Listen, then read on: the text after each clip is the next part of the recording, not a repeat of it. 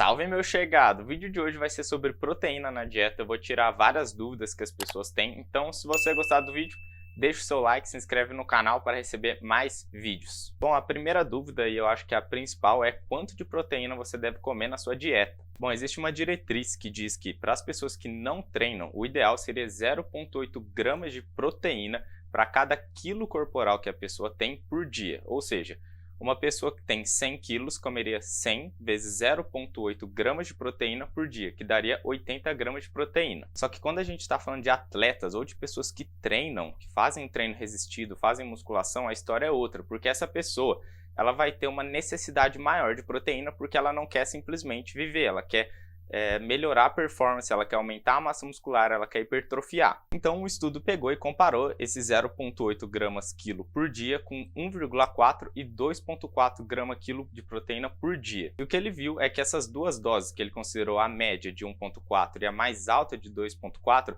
ambas foram mais eficientes em gerar hipertrofia, em aumentar a massa muscular das pessoas. Então esse primeiro estudo já mostra que 0,8 ele é ineficiente quando você quer aumentar a sua performance. E aí tem um outro estudo que é uma análise, na verdade, ele pega vários estudos e ele faz uma análise em cima deles. E esse estudo ele mostrou que 1,6 grama de proteína por dia ele já vai ser um ponto muito bom para estimular o seu ganho de massa muscular. Só que o autor ele comenta também que o intervalo de confiança das análises ficou em até 2,2 grama quilo de proteína por dia. Ou seja, se você quiser maximizar, se você quiser ter a melhor performance, o ideal seria comer 2,2 grama quilo de proteína por dia, porque isso pode te dar mais resultados. Uma outra coisa bem legal que eles analisaram é que quando eles pegam uma pessoa que não treina e uma pessoa que já treinava, a pessoa que já treinava, ela precisa de mais proteína, ela precisa de uma ingestão proteica maior, porque, como eu sempre falo, uma pessoa que é mais treinada é menos treinável. Então, para ela estimular a massa muscular dela, né, crescer massa muscular,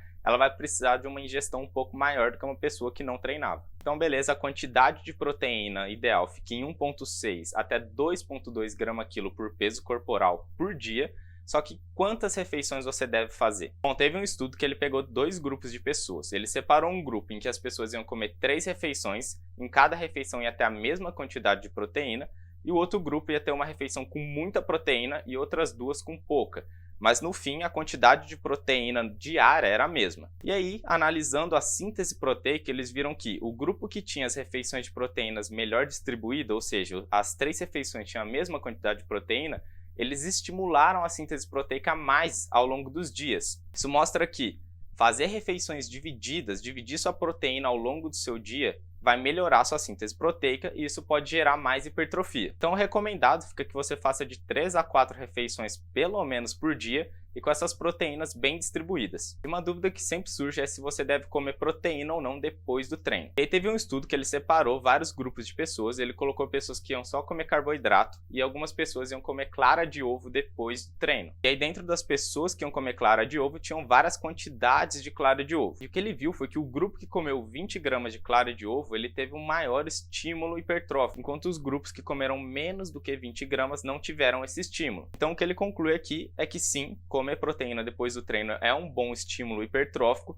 só que ele também mostra que as pessoas que comeram 40 gramas de clara de ovo, elas não tiveram um efeito melhor do que as pessoas que comeram 20. Então ele conclui que ingerir proteína pós-treino vai ser benéfico se você quiser ganhar hipertrofia, e aí ficaria numa dose de 20 a 30 gramas no pós-treino. E às vezes surge a dúvida se pessoas mais velhas podem comer bastante proteína ou podem suplementar. E na verdade elas são as que mais beneficiam disso. O que acontece é que as pessoas mais velhas elas ficam dessensibilizadas à proteína. Então, na verdade, elas se beneficiam do estímulo proteico mais do que as pessoas mais novas. E aí, que nem eu falei antes, para uma pessoa que é jovem, tomar 20 gramas de proteína ou 40 não teve diferença na síntese proteica.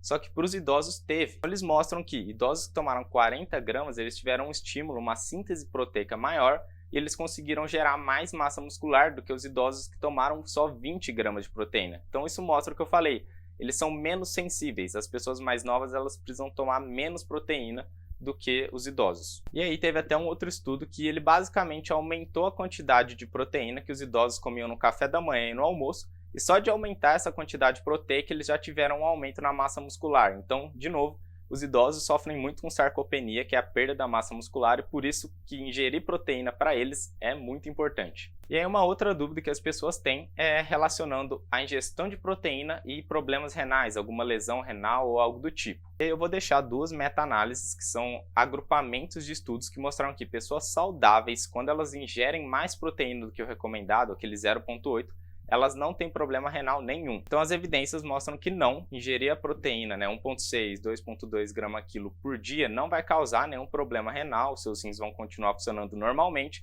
Só que a gente tem que lembrar que se a pessoa já tem uma patologia renal, aí a história é outra, aí ela precisa procurar um médico, porque a gente está falando de pessoas saudáveis aqui. Bom, essas são as principais dúvidas sobre proteína que as pessoas me perguntam, o que eu vejo na internet, então eu fui pesquisar, procurei artigos para explicar aqui para vocês. Então eu espero que você tenha gostado, que tenha sido útil.